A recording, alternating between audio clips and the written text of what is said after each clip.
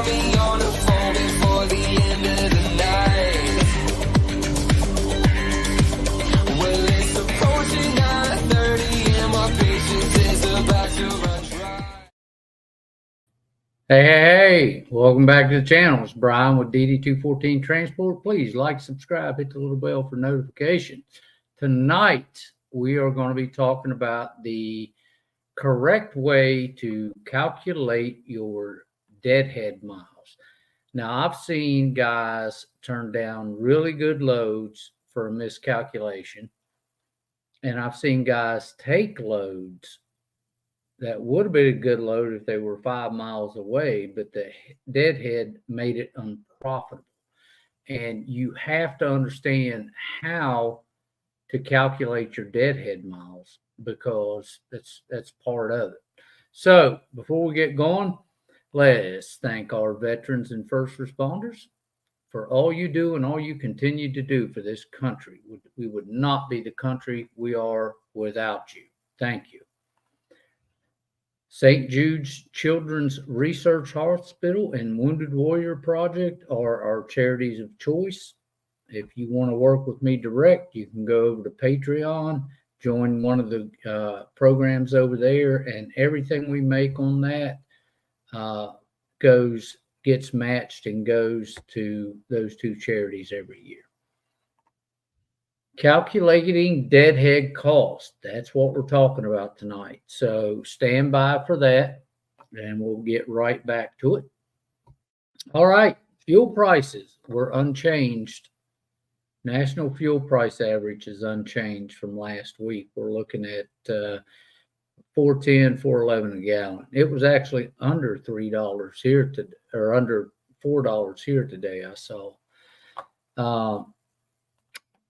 News: January tonnage declines on annual and monthly basis. Again, the ATA for-hire truck tonnage index decreased 4.7% to 111.0 compared to 117.1 a year ago today. The Federation announced February 20th. On a month-to-month basis, the index decreased 3.5% compared to December's 115.0. So the tonnage is down, and that's just the sign of the times. All right, now a little good news is Trucking Authority correction accelerates. And what that means is people are getting out of the business. They're either consolidating their truck, selling their truck, getting away from it, whichever they're doing. But that's good news, because right now we have way too much supply out there. Since the start of November, net active truckload operating authorities have dropped by 9,000. An approximately 12% increase over the same period last year. So, 9,000 has dropped out. We need another 150, 200,000 to drop out, and we'll be about where we need. But it is accelerating out there. All right, now on this, I'll show you a slide after I read this to you. But looking over the past 5-year history of the national tender rejection rate. Now, that's where basically a tender rejection rate is basically where the freight gets to the point that it's not worth hauling, and people won't haul it for that. Okay, that's what that means. Now, while there's so much capacity out here, meaning so many trucks, so many authorities, that these guys are just scrambling, taking everything, that number drops. Okay, so that's a huge deal. Once that number drops down to where people are bottom feeding on it, I park my truck. It's not worth running. And that's sort of what happened about a year ago when freight got down to about 90 cents a mile, 60 to 90. Yeah. All right, so let's add this back up. So Now, what they're saying is both is low compared to the pandemic years of 20 and 21. And those years were great because there was so much freight out there that had to be moved, and there wasn't enough trucks out there to move them. And freight rates went through this, went through the sky, man. People, that's when everybody jumped in this thing or thought it was a good idea to jump into it. And now it does appear to be a slight upward trend that started in the spring of last year. However, this tells us capacity is slowly becoming less available, though still abundant. Okay, what it's saying is so much capacity out there that it's taking, I'll show you the chart, that it's taking a little while to absorb all of it and get rid of it. This white line here is what we're looking at, and this is the rejection rate here. See how low it is? It's just not there. They're saying that 12 should be up here in the 12 point something area, and we're down in 5. And before it was down to 2.5, and that's where everybody was in there just bottom feeding whatever hit the, there was no negotiating, no talking, no saying no from the carriers. Okay. Don't forget, set it on your calendar. The International Road Check is May 14th through the 16th, 2024 this year. Okay. Picture of the week. There's Robert. He's got a load headed. He's in Kansas now. He's out there with a load. That's just the other side of the truck. It was just a bunch of stuff. Now, the crazy shit you see, I don't have any words. That's a folded up mannequin at a truck stop, just bent over, folded. Where the hell did that shit come from? Yeah, I took me like 2 minutes to figure out what the hell I was looking at. And I'm like, what the hell is it? It's a mannequin with his legs behind its ears. Is that crazy? Crazy shit you see. All right, still under the hood, tax prepping it. Nothing's changed. We're running, but we're tax prepping. That's our major ordeal at the moment. Calculating deadhead costs. Guys, let me tell you, let's talk about this just for a second. Like I said in the intro, that you can calculate a deadhead cost, and it may seem, now here's one of the biggest mistakes I see made by people, and that is they calculate the deadhead cost in with the loaded mile, and then they don't take the load because it doesn't make sense to them in their head because they calculated it wrong. You don't calculate it that way. I'm going to go through. I've had a lot of questions on this recently, so I'm going to go through with it and actually show you how I calculate it. The other way you make a mistake in calculating your deadhead cost is this, and this is a big one. Let's say, for example, you have no pickup deadhead. All you got to do is walk across the street and the load's right there. Awesome. But it's taking you into BFE, Montana, and you don't calculate the fact that you're probably going to drive 200 to 300 miles to get anywhere out of there. That rate may be okay going in, but when it comes out, you're going to be deadheading, and you have to figure that out. So on both ends of that situation, you need to be calculating. Like I said, it may look good going in, but coming out is going to be a bear. So be thinking about that. So before we jump in this, I want to jump over and say hi to everybody. Hey, John, what's up, buddy? John Shelton, how you doing? All right, so we've got to move on with this. So let's run over here and calculating your deadhead costs. First thing you do is you figure you got your loaded miles. That's going to come on the offer. Okay. So you take your loaded miles in this case, $600 for 250 miles. That's $240 a mile. And we're going to say, for example, on this one, it's taking you into a populated area. So you shouldn't have too much problem getting out of there. All right. So you're looking at $240 a mile, but you got to know the deadhead miles. Total deadhead miles on this is 76. So what is the load really paying? Now, if you take that 76 and add it to the 250, you may not take that load. It's going to be under $2 a mile. So you may not take it. That'd be a mistake. Okay. And I'm going to tell you why. Next thing you're going to do is calculate your cost to run deadhead. Now, this is what I calculate when I'm out.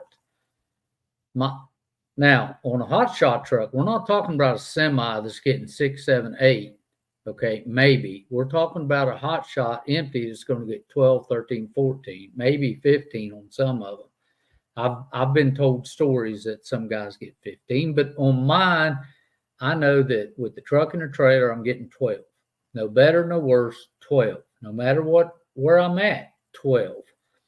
Okay, and I always add a repair reserve. Everything has a repair reserve, and that's 10 cents a mile. Okay, so that's your numbers you're going to be calculating. Now you go figure it like this. Your fuel cost, you have 76 miles divided by 12 equals 6.33 gallons.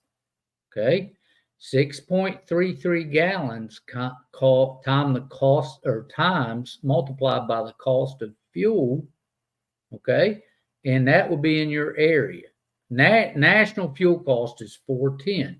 So I did 410. So 6.33 times 410 is 25.95.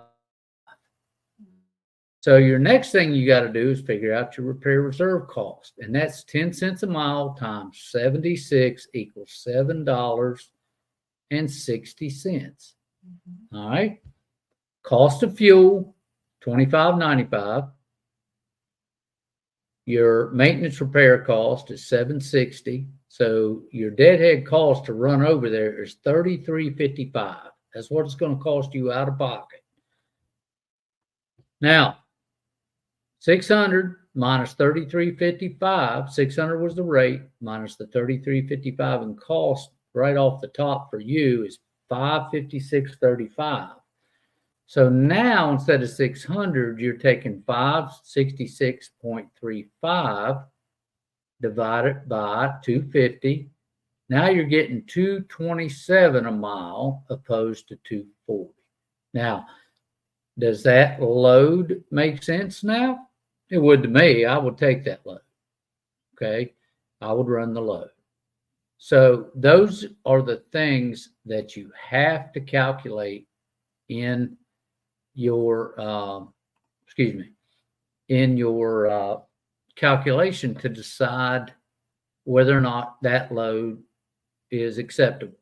Now, if you take those same numbers and it's running you into BFE, okay, and we're going to say we got to have to drive 200 miles out of BFE. Now your deadhead miles is going to be how much? It's not going to be 76. You have to calculate that with 276.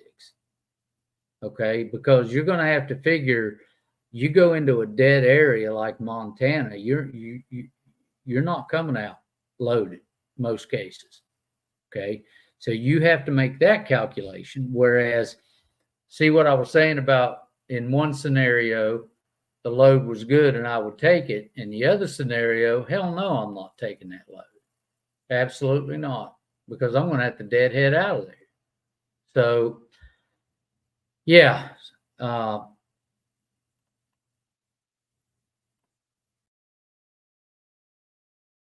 lost me for a minute. Sorry. So I want to open up the floor now. If anybody's got any questions about this or anything else, I just wanted to make this as clear as I could. And I hope you guys can see what I'm talking about. I hope you understand that, you know, if you try to throw your deadhead miles into your loaded miles, you're going to sit. You're not going to make any money. You're not. I'm going to tell you, that's not how you do it. Big corporations don't do it that way. Little corporations don't do it this way. Owner op shouldn't be doing it that way because you're going to hurt your own feelings. So instead of making, you know, whatever it was, 240, you made 220. But the load still made sense. So you run the load. Do we have any questions? None? Hello, everybody. So now I want to give you guys a maintenance tip real quick. I told you guys about buying the brakes and everything, and I took it over. They had a problem getting the drums off my trailer, and the biggest problem is they've never been off. I think they you know, you don't need to take those drums off to service the axles. And I wasn't having brake problems. But here's my little tip of the day for you. Once a year, pull those drums off your brakes and make sure you don't have any water or anything else inside there rusting that. We run a lot up in the snow belt and a lot into the, you know, the north. Anywhere above, you know, West Virginia, Pennsylvania, you're into the snow and salt and everything else. So yeah, as a preventative maintenance tip, I would go ahead and once a year pull your brake drums off and inspect them and clean them, put them back on. Parts and labor, guys, for 4 brakes on the trailer was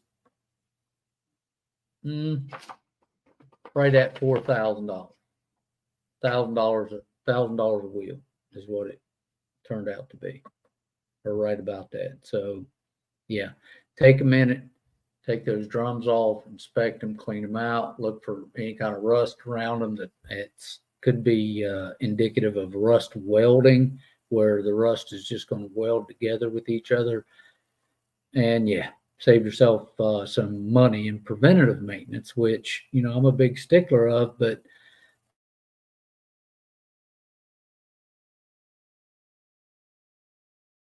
if it's not, huh? Oh, what glitched? Oh, sorry. Hey, Robert, Kelly, how's the, you need to advertise. What am I advertising? But anyway, guys, look, I really appreciate you guys being here. If you don't have any questions, I'm going to cut it loose for the evening. No questions? You are clear. Thank you for all. Yes, sir, Kelly. I just want everybody to understand it, because like I said, I was getting multiple questions on the same thing, and then I watched a driver turn down a good load. I watched another driver take a bad load because he forgot to calculate where he was going to. And if you're going to a city, you don't worry about it. If you're going to BFE, you know, you have to calculate some of that out of there. All right, guys, we no more questions. Good. I appreciate everybody coming in. Look, love your family. It's all you got. God bless everybody. We love you here. Thanks for watching. Again, like, subscribe, hit the little bell for notification. We are out.